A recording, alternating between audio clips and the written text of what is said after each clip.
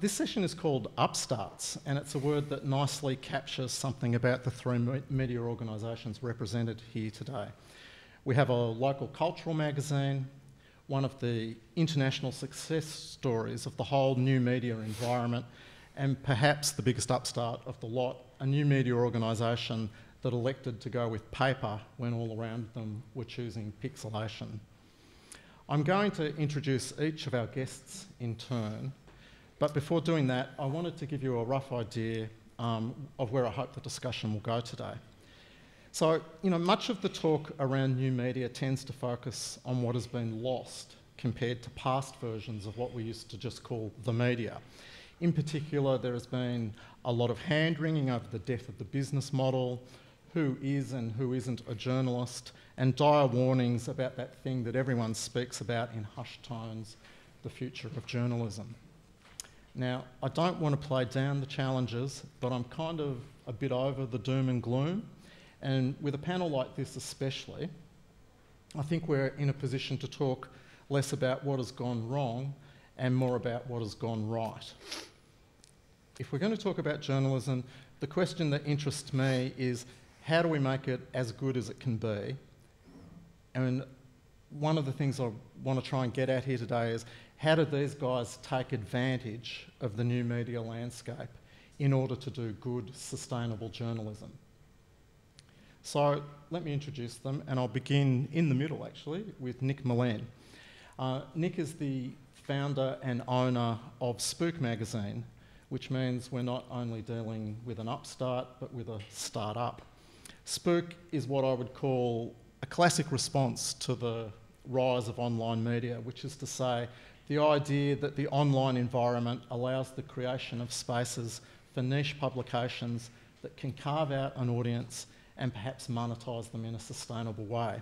Spook is the product of the same entrepreneurial spirit that gave us, say, Mamma Mia or Business Spectator. Spook is pitched at a younger demographic, at the 18 to 35, I think is about right, and its content is largely cultural, movies, fashion, food, etc.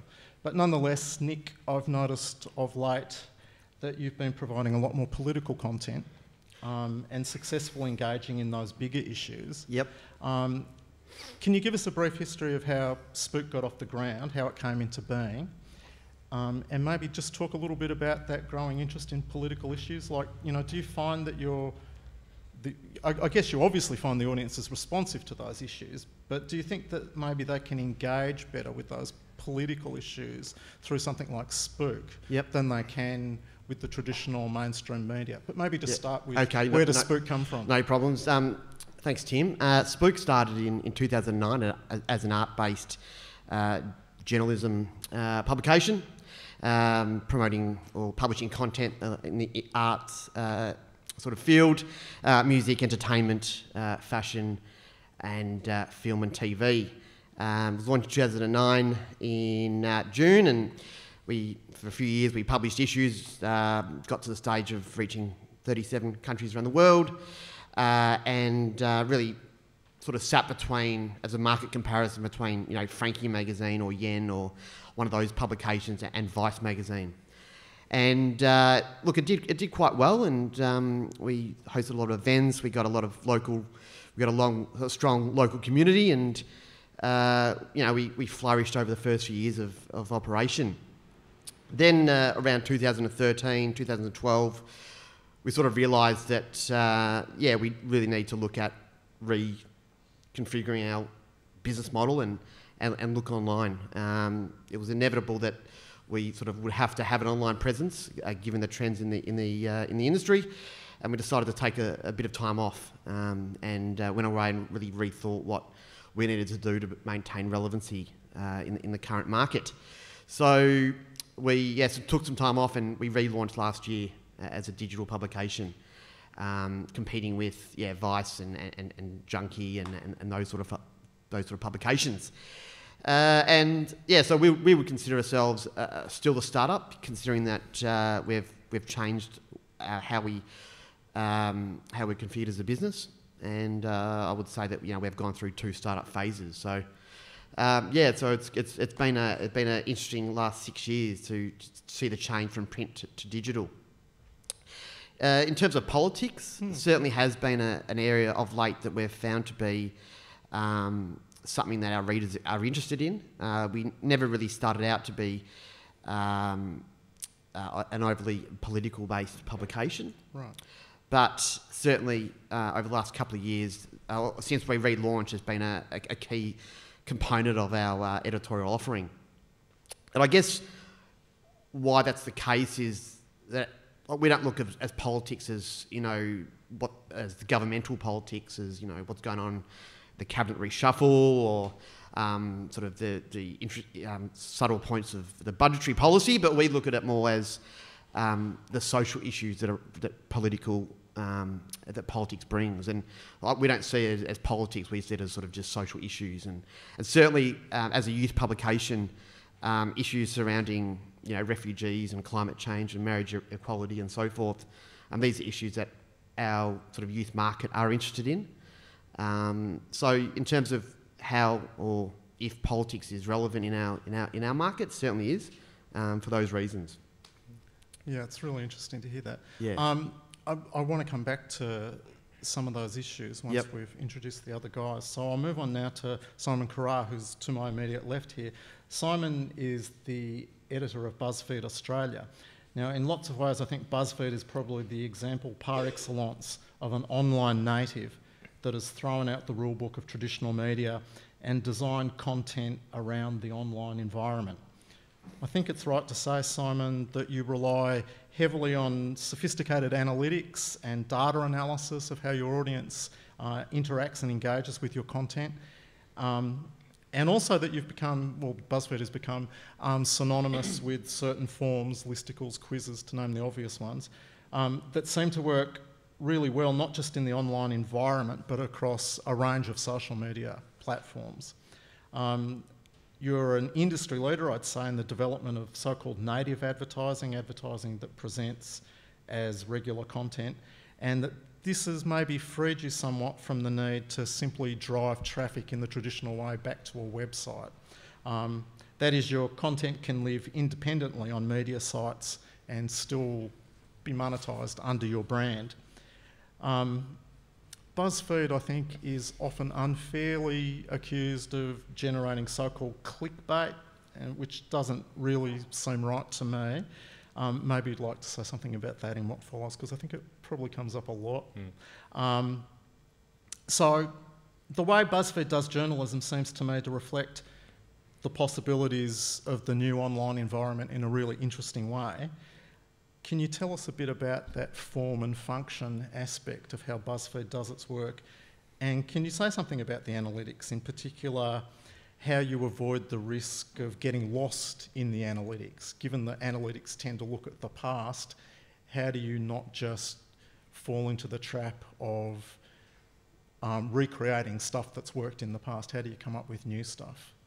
Well, basically, BuzzFeed started and still very much is, and particularly in Australia, where we're a year and a half old, very much an experimental lab, and that's the way we kind of approach making content and learning about how it travels beyond when we've created it in the social web. And so we use the analytics really as to take stock of the experiments and then build on them. So we do a lot of iteration. We look at a particular type of story or a particular frame, a particular piece of reporting that's done really well. We're very focused on, I think, what we call social lift. So we are looking all the time for a piece of content. We're trying to make content go viral, where people are sharing it beyond our website.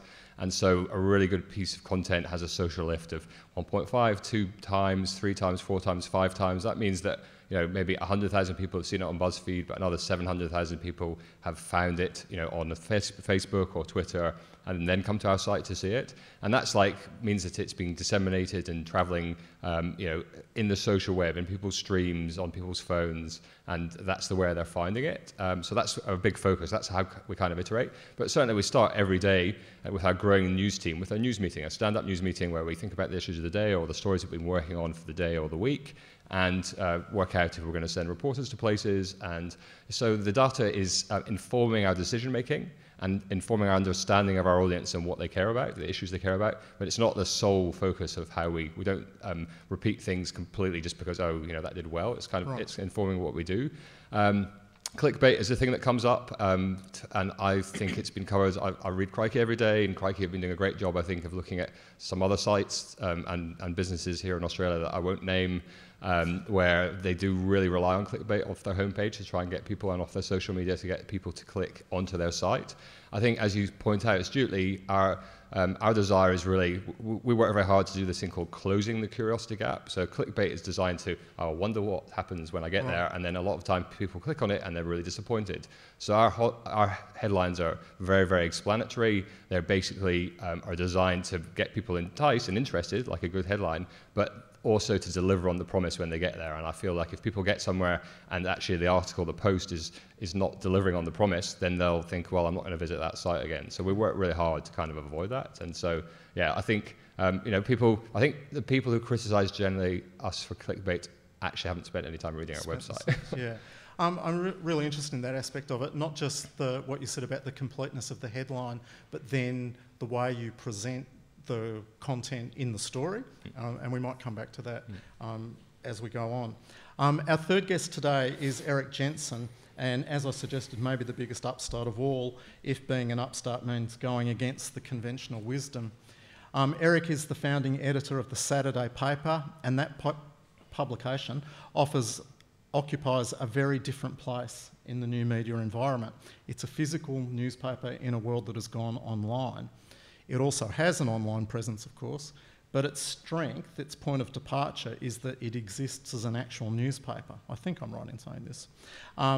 So in a world where legacy print organisations are seen to be fighting a losing battle, you and your team, Erik, have turned that perceived disadvantage into a defining strength, I think. It seems to me you've positioned yourself brilliantly as a Saturday paper. And I wonder if you could say something about the reasoning for choosing that day of the week. In some ways it seems obvious, but I'd really like to hear your take on it.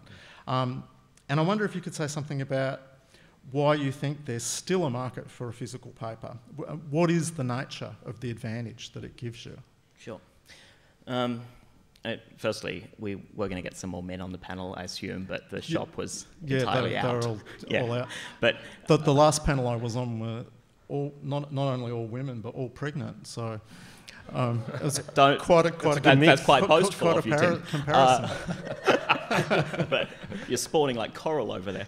I think for us, launching the Saturday paper was about taking or trying to diagnose a whole lot of illnesses in media and attempting to treat them. And in diagnosing those illnesses, it was largely about looking for underlying misconceptions about what audiences wanted and about what journalism could be. And the Saturday paper was very much about saying that while obviously the internet had fundamentally changed the business model of print newspapers had also remade themselves in a way that wasn't necessarily helpful to their business model. And it was about saying there is a kind of journalism that works in print, that can be sustainable in print, and that can be done by an organisation that focuses wholly on it. And I'm not suggesting that larger media companies could necessarily have reconfigured themselves this way, because there are a whole number of other pressures that they were dealing with. But as a startup company, it was really about saying, while this model has changed fundamentally, this model is not broken, and there is a particular kind of journalism that we can do in print. And one of the key assumptions that we were challenging was about the disposability of news, and that's why we're in print. It's about saying that the media cycle had sped to a degree that it was no longer necessarily helpful to the fundamental act of journalism. And if there was a way by which to jam the gears of that cycle as a smaller organisation, then we could produce a kind of journalism that was being left to the wayside. And to do that, we needed to find a means by which to say, this is not journalism that you churn through. This is journalism that you hold on to. It goes right down to the GSM of our paper stock. Most newspapers, having opened them and folded them once, no longer resemble the newspaper you opened initially. we were very keen for ours to be a paper that you could read all week. In that respect, we're sort of a hybrid between an old kind of news weekly magazine and a newspaper. And the reason we are that kind of hybrid is because it was the only way to quickly and cheaply print the journalism that we do and find our way to the front of shops.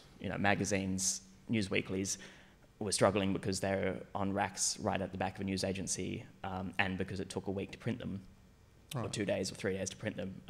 We print overnight, and we find our way to the front of the shop, and yet inside our pages we're doing stuff that the National Times might once have done, or the Bulletin might once have done, as both of them as news weeklies. I mean, the National Times obviously was printed on news stock, and in fact existed only because of spare capacity on Fairfax presses. But the fundamentals about what we do and what we're trying to say to our readers required us to be in print. We would be a hugely insubstantial thing if we lived simply on the internet, because we want to be a part of people's lives, and not just their lives in the kind of reading a phone on the way to work on a tram, a part of their lives that becomes habitual and ritualistic, and is tied into how they view themselves on a Saturday morning. And this is one of the few, and this is why we launched on as a Saturday paper. I mean, obviously we did so because Saturday papers are still profitable and weekday papers are not, and that's the very glib and kind of number-based reason for us doing that. But beyond that, we saw an opportunity for a newspaper that said something about the person who was reading it, which is not something that many newspapers do anymore. You can't see someone reading The Age and know anything about that person other than the fact that they're reading The Age. You can see someone reading The Oz and know that they're mad. But beyond that, newspapers don't say a lot about the people who read them. I think, and that's not to say that we constantly try to agree with our readers, but I think if you're reading the Saturday paper, certainly if you're reading the Saturday paper in a cafe in Northcote, you're saying something about who you are. I think you're right. And so there was that thinking, and the reason that we launched into the Saturday market, not simply because of the numbers that suggest that's the smartest thing to do, was that it is in our lives one of the few moments where you essentially define yourself. People no longer in their work are able necessarily to express who they are.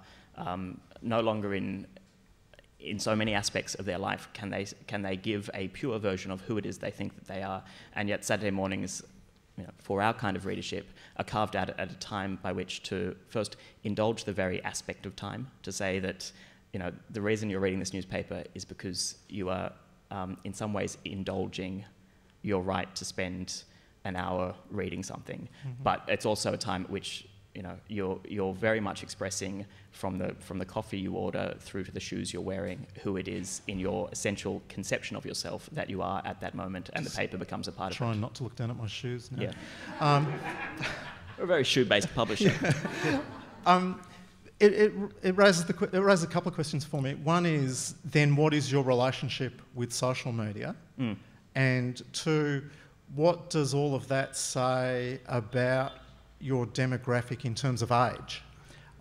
Because I'm not sure, but I'm guessing that maybe that younger demographic that Nick's magazine is pitched at is less affected by those sorts of issues that you've just raised that make the physical paper attractive. And this is again about challenging assumptions in what newspapers are and what people want from newspapers. And the very basic assumptions we challenged were around how serious our readers were, how willing they were to buy newspapers that had domestic violence or refugee stories or difficult and hard to read stories on the front frequently, and they're willing to do all of that.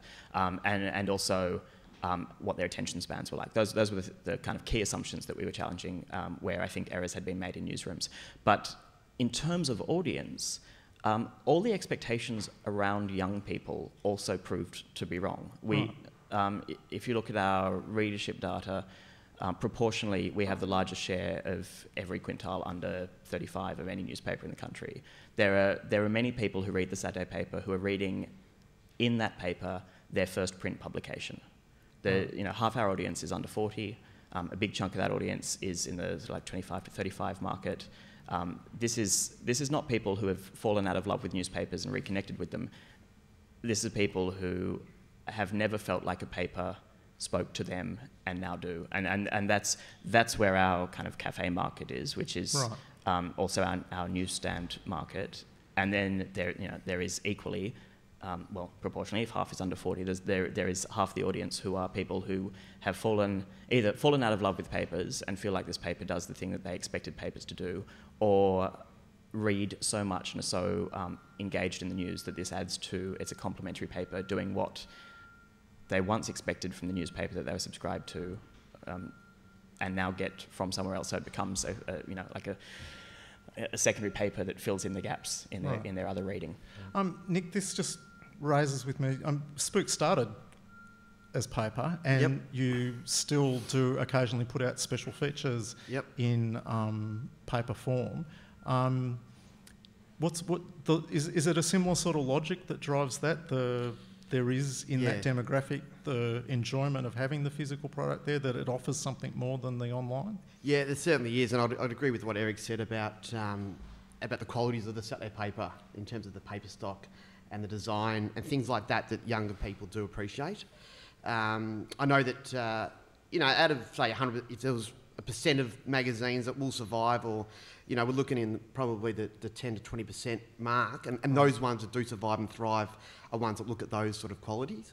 I know that our readers, a lot of our readers, in terms of other publications that they read, and Saturday papers come up with in our statistics, and so is Frankie magazine and so forth, and especially with Frankie magazine, it is one that looks good, it's enough size to put in someone's bag, and it is an extension of oneself, and those sort of qualities.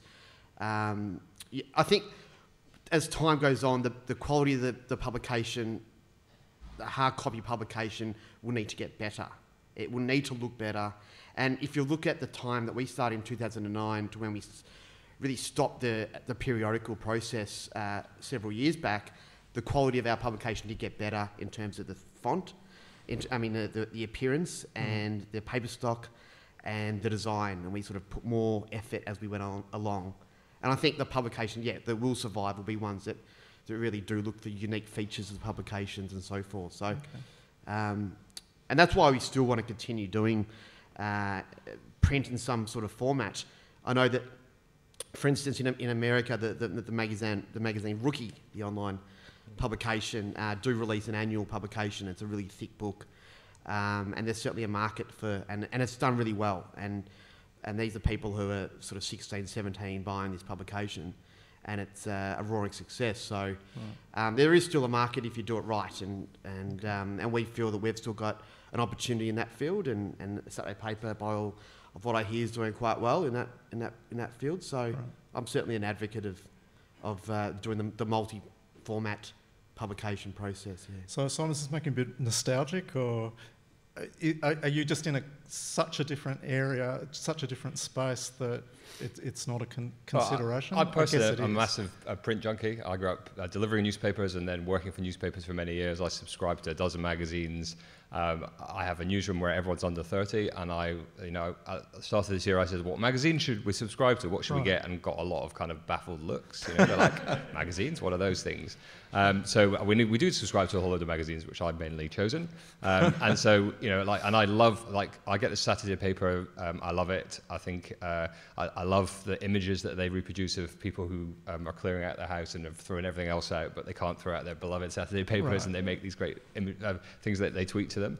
And I think that I think the sense of sort of people identifying very strongly with a brand is a thing that, as somebody who loves The Economist and loves Monocle and all those things, I figure that even holding it says something about you. A lot of these publications, and that's a little bit ties into kind of what Buzzfeed are trying to do. In that, there's been some sort of quite serious analysis of what we're trying to do with our lists and quizzes, which is giving people who are living in this baffling kind of postmodern world with so many different, they're not hippies in the 60s or punks in the 70s. They don't really know what tribe they belong to. Mm-hmm. And Buzzfeed, in some people's analysis, is kind of helping people figure out their identities. And certainly people who are sharing our content and sharing any brand publisher's content on Facebook or social media are actually kind of self-publicizing or self-promoting or taking a position on who they are. The very active sharing. So they're sharing, maybe if they're sharing, some of the amazing work that Erik's paper are doing around refugees, they're making a statement that they really care about these things. And certainly,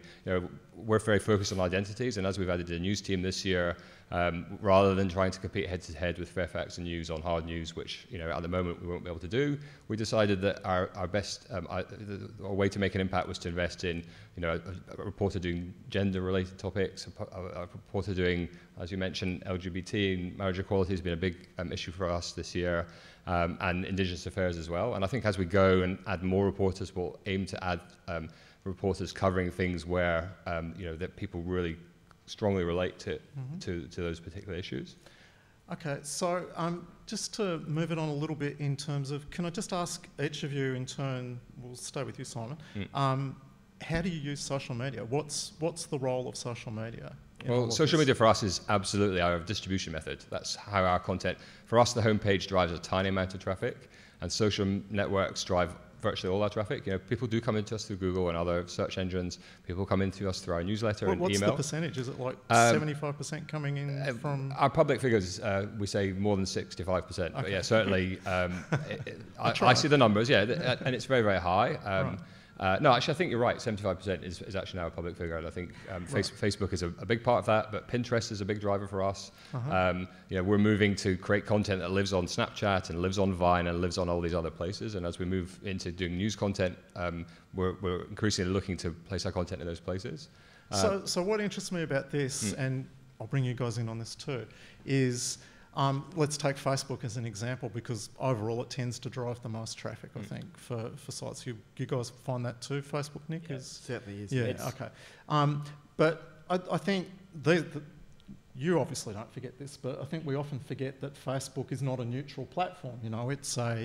It's a business in its own right. The algorithm is designed to generate income for Facebook. I was looking at figures the other day based on a survey of 5,000 pages on Facebook, and it was saying that organic content, that is content that was produced on those pages that wasn't paid for as advertising in some sort of way, boosted, as they say on Facebook, reached 2.6% of people. So the organic reach of content is 2.6%, which means if you put something on your Facebook page, on average, only 2.6% of the number of people who like your page are going to see that content.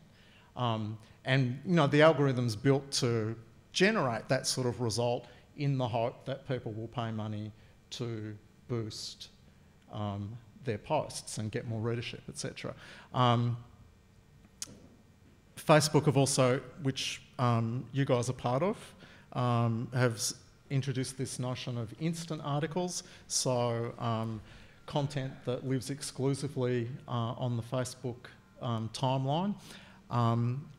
Do you get worried that Facebook ends up... I mean, our whole business is distributed, so we have built an entire video business that's only really on YouTube and now on Facebook. It's not, the video views on Buzzfeed.com are very low. This week we saw Google introduce AMP, so if you're looking at Google News stories, they'll load directly on Google. They won't take you off to the site. And we're going to be a partner with Apple as well. And I think that the way I see these things is, they're like news agents, really. Facebook is like a news agent. Google's like a news agent. There's a whole variety of content there, and that's where you go to get it. Right. And news agents were obviously trying to sell you a whole load of other things as well, and you made your choice about what you wanted. So I think it's the power of the content, and the way these sites are designed is to get your content visible and shared. So yeah, as a company, we're intensely relaxed about our content and people looking at our content, not on our website. Not on your website. Yeah, and I know other publishers are not as relaxed about that as us, but I think that's the reality of... Nick, are you relaxed about this?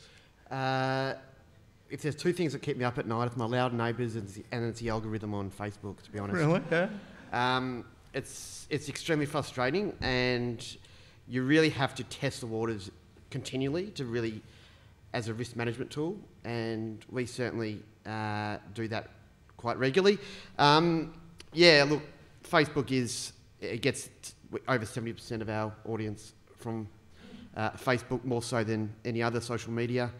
And we, it's something that, we look at our business model and how whether we publish things on Facebook first and then anywhere else. It's certainly a What about with advertising? Does it kind of force you into native advertising rather than display advertising back on your website? So rather than driving traffic back to your website and being able to sell that audience to advertisers to make money, is the temptation to create native content that you can monetize on social media? Yeah, I mean, when we do like sell packages to advertisers, the native advertising does play a part, and we publish all our content that we publish on our site. We publish or republish on Facebook, and so everything. Yeah. So our native content that appears on our site will appear on Facebook. The interesting thing about that is when you're talking about boosting and when we do feature sponsored content online on our Facebook that is a client of ours, we do often. We'll need to like boost it a little bit financially on Facebook to get the numbers that we want, because sometimes the organic reach doesn't hit what you feel like you should be getting. So which Erik, is surely the fundamental problem with native advertising. Readers are suspicious of it, rightly so. Yeah. And so publishers come to us sometimes asking if we can somehow integrate their native content into our sites so that they can find an audience for this thing that they've made, which is fake news. And the answer to that is fuck off. But there is a deep suspicion among readers about this stuff, and I can't see that native advertising is going to be a big thing in 10 years' time. It's like every other exotic form of advertising that crops up to keep ad guys in work, and turns out not to work because readers are not idiots. And in fact, for those businesses that are doing okay, like the New York Times, for instance, they're doing okay because they make the majority now of their profits from selling their journalism, not from advertising, certainly not from native advertising. Native advertising is the fastest part of their business. New York it's Times. the fastest growing, but it's I think an unsustainable part of their business. But isn't there an argument that if it's clearly marked? Yeah, but no. Do you remember the post-it notes on the front of newspapers that were ads? Yeah, I do. They lasted for 2 years because they're annoying, and no, they don't work. And in that instance, but native advertising does work, doesn't it? No, at the moment, native advertising, a lot of the traffic from native advertising is bought because readers are skeptical of it, and that's not a sustainable model for an ad unit. It's like those stupid chimney. I don't know what they were called, fireplace or chimney ads that were meant to run down the inside margin of newspaper. Who came up with that? That's the dumbest piece of advertising I've ever seen. Like, piss me off and make me close this page. Right. Or conversely, the smaller ad units that are meant to let copy run around the top of the ad unit that cost as much as a full page, but just annoy editors and readers, and somehow convince you that a reader's eyes who were here reading a story wouldn't notice the ad that was beside them until the copy started to dribble up close to the ad. All of these units are wholly novel and don't last. I'd say that is... I would agree and disagree with that comment on the base that I think the more broader a publication is, and we're looking at those post-it notes on the Fairfax publications... The less valuable your audience is the other way of saying that. Yeah. I think with the more niche publications, where we spoke about this on a panel yesterday, about the niche publications that the audience will go to directly for a specific type of form content, like journalism. Well, just like so they come to a site, say AWOL, which is purely based on travel. They go there because it's based on travel. And there's a sponsored content by, say, Qantas about the 10 best places in South America to travel, and it's sponsored by Kentucky, for instance. I think with those types of native advertising, I don't think there is a problem, and I think my view would be that the more niche a publication is, the more healthy native content will be. I think with the broader publications, with, say, News Limited or Fairfax publications, where you are bombarded with, say, a Tiffany's ad or something which you may not have any interest in. But what is it Can that I just, what is it we sell as journalists if not trust? And I think trust is absolutely important. And Yeah. I would say, like, as BuzzFeed, as people may know, is been going 8 years as a kind of news organization since 2011, and is entirely funded by native content. That's the only thing that all our content, all our stuff we work with brands is about is native content.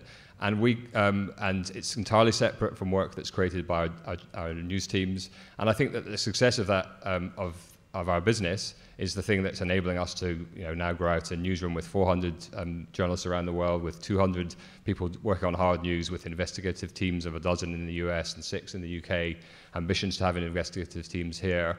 And I think that for people who, like, our content is, certainly it's that we never pay for our editorial content to be promoted on Facebook. It's completely organic and natural, and it, I think, does well because we work very hard to make it go viral. But with our branded stuff, sorry, you don't ever pay for never for the editorial stuff, no. For editorial but stuff. Some of our brand publishers do. There is a component where they can pay some money for it to be promoted on Facebook. But in actual fact, what we try and do is, on the branded side, is learn the lessons of why the entertaining content shares on Facebook. And our desire for a brand is, they might pay to have 100,000 views on Buzzfeed, but actually what we're trying to do, our branded people are trying to do, the business people, is make that content go viral. And I think it's actually, it's not a new thing. I think magazines have been running advertorials for 40 years. Newspapers have been doing this thing for a very long time. So I think it's not like, and I don't disagree that there will be changes to how our journalism for sites like ours is funded in the future, because the advertising model is always evolving. But certainly, we think that it's clearly the fact that in the 2 years I've been working for BuzzFeed, the site, the number of employees has grown from 300 to 1,300 around the world. It shows that it's working. We're investing in our journalism on the back of the success of the business model.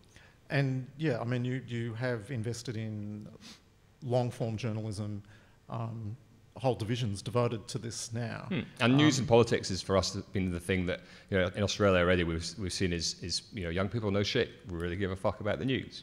Really care about politics, and so we've invested. We have a political reporter. We're hiring somebody in Canberra. We've got a team that's going to grow next year as we cover the election. That's really serious about covering politics. In the UK we had great success in the election last year, earlier this year covering politics, and I think that. We certainly feel like you've probably heard this analogy before about that. People on the internet, people looking for news, can both be tickled by something light and entertaining, and also care about deep and meaningful as well. And the two can coexist. No, I think that's true. We did have a picture recently in the Saturday paper of a violent jihadist who had a kitten with him. There you go. Just an idea. So does this mean the Saturday paper is kind of hostile to the online environment? No. The online environment is a terrific environment for us. Lots of people pay for our news online. But as part of that model... So subscribe to a paywall, basically. Yeah. And this is something that I was trying to get my head around before the paper launched. And I feel like my answers then were wrong, and my answers now. I thought that at some point in 5 or 10 years' time, the Saturday paper would have to move away from an edition-based model to feed an audience over the gradient of a week. I don't think that's the case anymore. I think we will be a publication that is paid for discreetly and received on Saturdays, irrespective of how and where people are reading us. Because I think it's really interesting how the monthly are now giving you, it's not once a month you get it, you get bite-sized stuff all the time.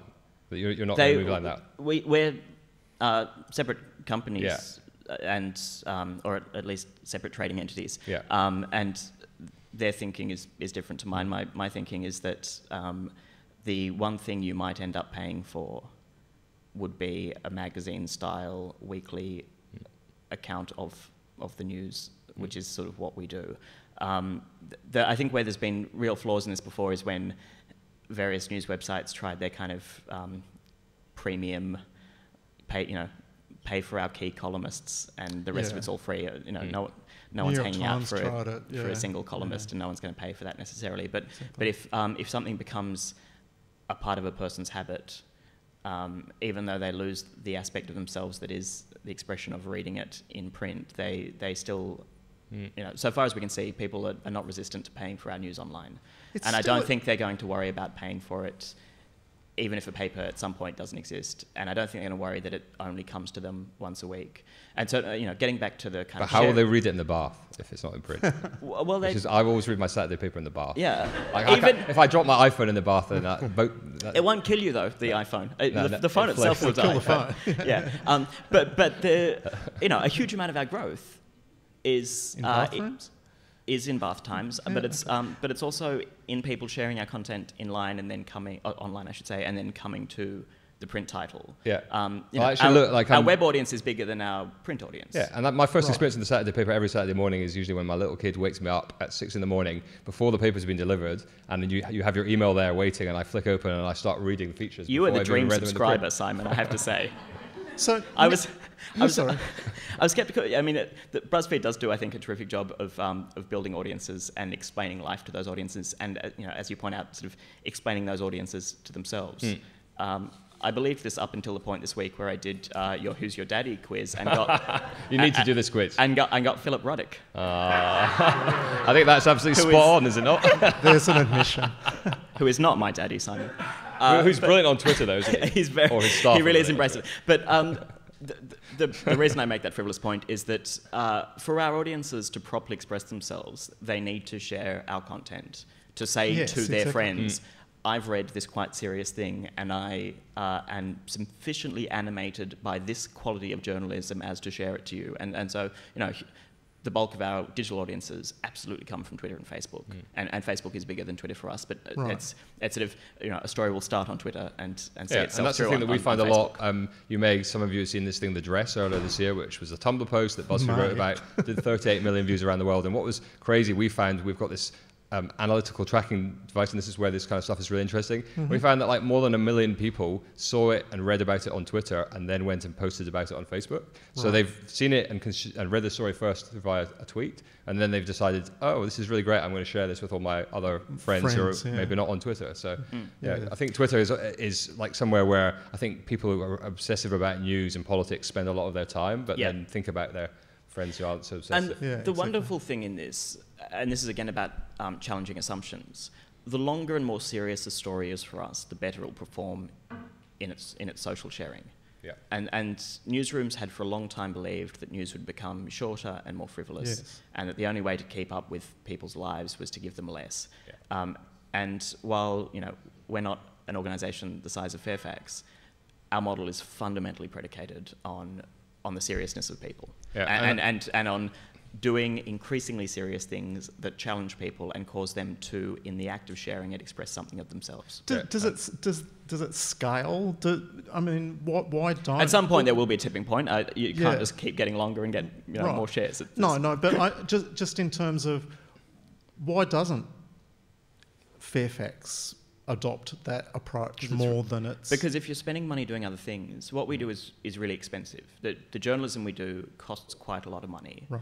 And so people have to pay for it. This is the only way that we can live. And is the main source of your revenue subscription, or is it advertising? Advertising is a big part of our revenue, but subscription is kind of the bedrock that keeps our journalism ticking over. Yeah. And it's just not viable in a big newsroom necessarily to focus the money and resources on the kind of stuff that we do. Yeah, partly because of the fact that those newsrooms already have huge wage costs. We don't have a big staff. We are really contributor driven, and a big part of that is the fact that we're not paying for staff necessarily. We're paying for journalism, and a big part of our model. The reason I was so keen to launch the paper was to find a means by which to pay for journalism as distinct from a means by which to pay for newsrooms. Okay. I notice our little timer down there has rolled over to 0, which means we're now into question time. If it's about who your political daddy is, I can just offer you guesses. Philip Ruddock, yeah? Here we go. Thank you. This is directed to Simon. Simon, I read on Twitter a few weeks ago, you mentioned that Buzzfeed is launching a magazine. Is that accurate? And why would you be looking into magazines? That's right. So basically next year, BuzzFeed at the moment has had for over a year a kind of books vertical. And so this is a place where most of it has been, up until this point, wonderful lists about brilliant books that people should read, or amazing quotes out of books and stuff like that. But the guy who was heading up our LGBT team, who's just gone off on book leave and come back and is an award-winning poet in the US called Sahid Jones, has come back to head up, and he's now, as well as having a books team, we have a literary editor, and he's the literary editor, and we have a fellowship for aspiring writers who, like following up our Buzz fellowships and our news fellowships, will come in for 3 months to BuzzFeed, and we will workshop, it's 4 people to start with, spend 3 months, looking to do poetry or to do novellas or to work on actual novels as well. And as part of that process, there's going to be a plan to, at the start of next year, launch, I think, quarterly literary magazine, and don't quote me on that because I'm not entirely sure. They've just said they're going to launch something.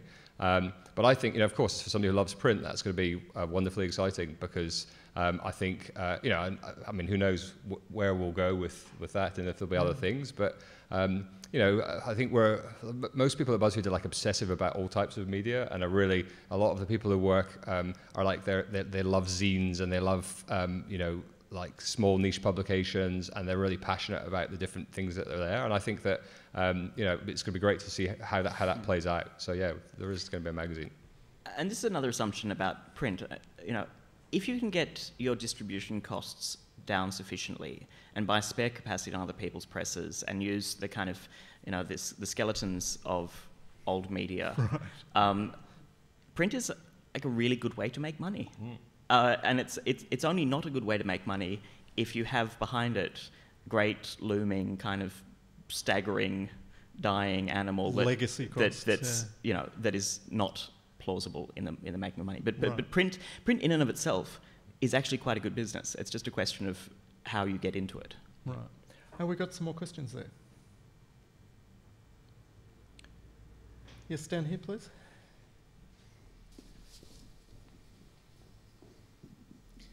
I was interested in your subscription to magazines, Simon, and I was wondering whether the panellist could give us a recommendation of a magazine they read and why. I like Paper Sea Quarterly, which is a beautiful magazine. I'm not a surfer really, but I love the ocean, and it's a magazine that has beautiful, ravishing photography. It's printed on amazing stock. It's a wonderful thing to kind of sit and look at and flick through and kind of dream about a different life I might have had if I'd grown up in Australia and been a surfer. And it's just beautiful and ravishing. And so I think, for me, there's some magazines that are information-based, and they give me a great amount of information that I love, and other magazines that I really just like to kind of, like the Smith Journal, I like to buy them because they're beautifully produced, and there's wonderful things to read in there, and they have, crazy kind of fold-out things that are like, flint axe heads or whatever. That's how not to make money in print is gatefolds. Okay, gatefolds. But they're beautiful and they love them. And, so I think, that's a couple that I really love. Personally, Monster Children, which is a publication from New South Wales, which is similar. It's a surfy art publication that has really nice GSM and really nice photography. Days Are Confused, which is out of Britain, which is a great publication. Vanity Fair, which I like. Again, those last two are probably not in the same realm as a Saturday Paper or Smith Journal, or they've still got the old style glossy throwaway, but I guess I'm still got a love of the old. Listen to these upstarts. Okay. I still. Everyone loves Vanity Fair, surely you got them. I read a lot of smaller literary mags looking for writers mostly. So, things like The Lifted Brow and Kill Your Darlings, and those smaller, places where, well, to some extent, writers are being published for the first time, and true. Quite often not being necessarily edited the way they might otherwise be, and so you can kind of look for and seek out good writing. But then, because I'm also a deeply conventional person, the New Yorker, I think, is one of the best subscriptions you can have, not least of all because it will pile up and nag at you like your tax, and eventually, commensurate to the height of the New Yorker or stack of New Yorkers will be an understanding of your relative happiness. Absolutely. I get the New Yorker, but I only pay for the digital version because... do you use the app? I used to pay for the print one, but in Australia it came, so it was so behind when people were talking about it on social media that eventually I figured that actually they would do that thing where they sit and I only read 1 or 2 things in it each week, and so it would be better just to pay for it. So yeah, I use the app. Yeah. But how about those fonts in the print edition? That weird Hoffler Freer Jones kind of. Yeah. I'm not a fan of those publications that there's a few formats of it where it's an electric digital version of a publication. And I prefer electric to digital. I think you should all be in an electric business. Yeah. You know the ones that you flick and it does a whoosh. Yeah, whoosh, whoosh. Yeah, I don't really see the point of that. But I love those PowerPoints with the typewriter sound. Yeah. If I could get that on an app, I'd be. I just love how much legacy media like News Corp and Fairfax spend on those things. Question like they spend vast amounts of money on these amazing tablet things that have like 100 people ever read them. It's like, the MX app, that was a masterstroke. We've got another question here. Thanks, Dennis. Thanks, Tim. I was interested in your discussion about native advertising. And I wanted to ask you whether you see an ethical dimension to that issue. If you do, how do you identify the risks and how do you resolve the ethical issues that arise? For us, the most important ethical issue is that there's a clear division of labour between the people producing it. So within Buzzfeed, we have a very strict church-state line, and our business team are the only people who ever talk to brands or do any work with brands. And our content management system is set up so that our reporters, when they're logged in, they never see any of the native content themselves. So they're never in a position of thinking, we're running a campaign with Telstra, so we better not report on that ridiculous tweet that Telstra just did. There's never any kind of ethical compromise. So that's really important for us, I think. And I think that making it clear to the reader that this is a piece of branded content is really important as well, making it very transparent, which we do by the name is obviously clearly McDonald's or whoever, but also the sides of it, so it looks like a different piece of content. So those two things are, like, for us, really important, but mostly the division between church and state. And I know that some publishers here in Australia haven't got that division, and that they pay people X amount to do a piece of normal content for their site, and then they dangle the carrot of a few $100 more to write a piece of native content. And I think that that's compromising, because I think you're then thinking down the line in 6 months' time, well, I better not write something about this because maybe there's another paycheck in another 6 months' time. So people are.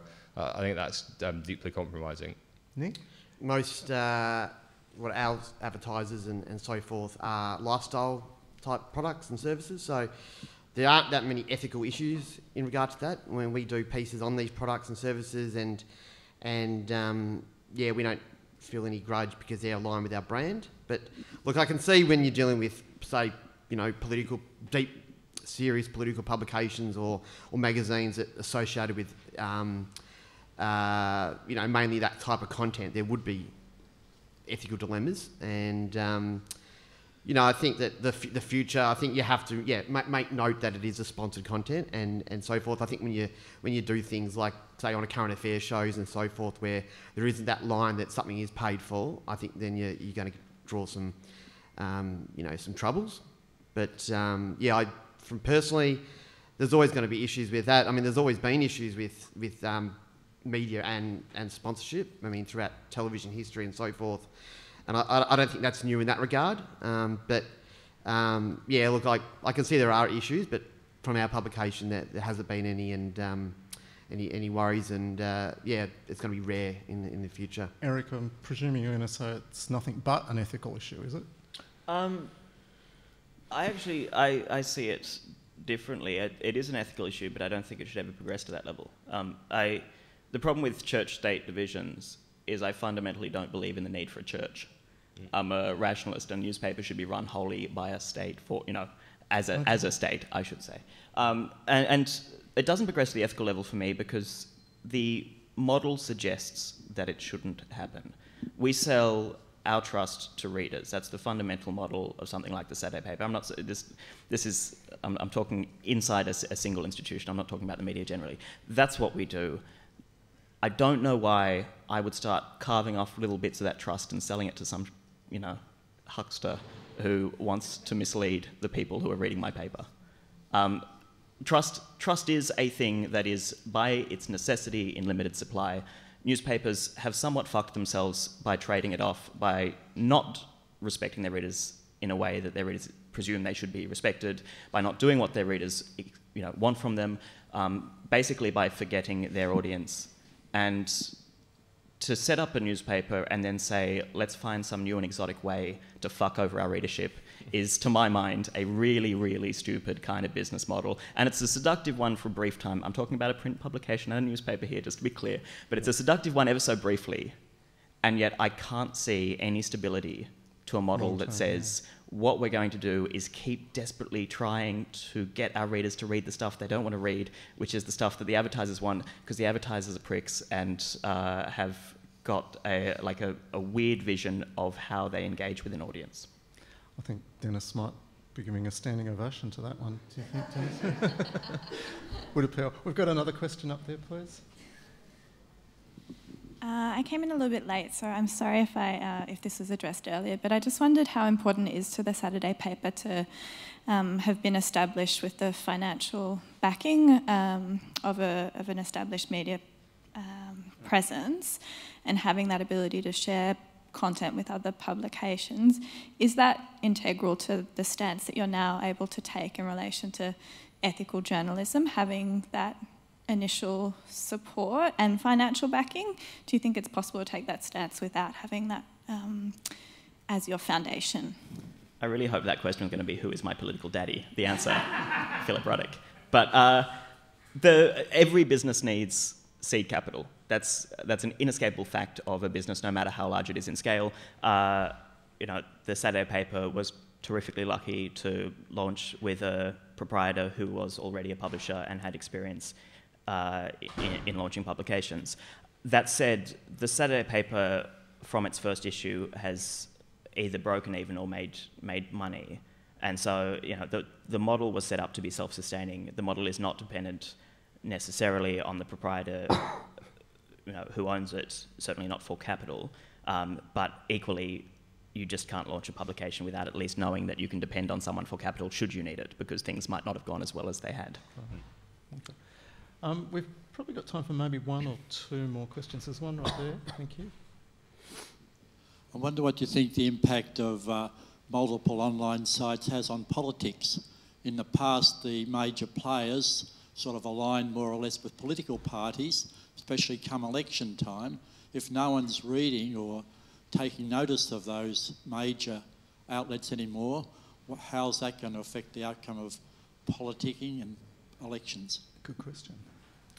I think it's fantastic that there are so many options online. It just broadens the types of information that we're receiving. There was a lot of, and there still is an issue with, say, with what happened last election with the issues with News Limited publications, and I do think that it will get more sort of broader, and I think there will continually be new voices online. And I think that the alignments with political parties or business groups or whatever won't become as much of an issue with the diversity online. But having said that, there is a bit of a convergence trend online. There is looking at the next 5 to 10 years, the experts are predicting that news outlets will merge and there will be a number of amalgamations. So look, time will tell whether that will be the case. But look, I think that the especially publications that are quite niche and particular out there, I think it's great for diplomacy and it's great for a fair go. Simon, are the politicians knocking on your door looking for favours? Oh, well, we've had interviews this year. We did a Periscope interview with the Treasurer. We slid into Bill Shorten's DMs. We did a Snapchat interview with Julie Bishop. So we've been messing around, playing with politicians and interviewing them. I think what's great, really, as somebody who first came here as a backpacker to Australia, worked for the Herald in Sydney, and couldn't believe how kind of dull Australian media was compared to Fleet Street. I think now as a reader, sort of 10 years later, it's incredibly exciting. There's all these amazing publications fighting for air, and it's raised the quality and the variety of journalism, I think, in Australia. And I think that we don't know where the cards are going to fall, but I think that if you're a reader in 2015, it's a great time to pick and choose and hear different voices. Yeah, Go on, Erik. Fragmentation, I think, is a really terrific thing for media, and competition is absolutely necessary in media, and that's why the British media culture felt different was because you've got 8 daily papers or something. The only problem is that so much audience now is driven socially, and all of the social algorithms are self-selecting, essentially. And so while on paper, websites, the proliferation of various news sites has produced a greater diversity of opinion, I'm not certain that the average reader experiences a greater diversity of opinion. And I think that's a troubling thing. But it is great that politicians can no longer walk down to the Daily Telly office in the press gallery, brief one reporter, and be the splash in 70% of newspapers. Not that it stopped them from trying. No, they still do that. It's just it's less effective, and effective. It's good that it's less effective. But the concentration of media was a huge problem in this country. Concentration of ownership, I should say, of media was a huge problem.